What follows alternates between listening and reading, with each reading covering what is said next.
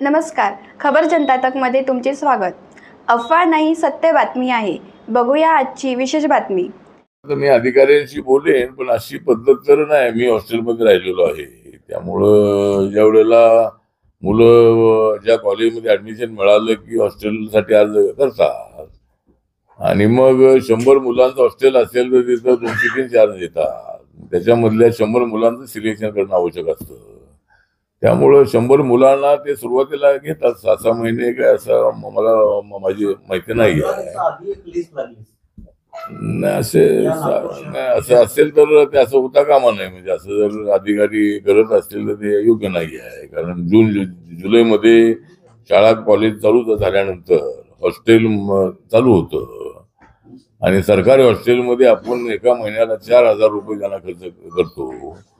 त्यामुळे जर असं असेल तर मी त्याची चौकशी करेन आणि पुन्हा असं होणार नाही याची नक्की आपण खबरदारी घेऊ. एक वसतिगृह हजार बेडचं वसतिगृह आहे ते नागपुरातच संविधान चौक दीक्षाभूमीच्या परिसरातच आहे. ते आणखी त्याचे सगळे बेड्स आले आहे सगळे. ही होती आजची विशेष बातमी. बघत रहा खबर जनता तक. लाईक, सबस्क्राईब करा. धन्यवाद.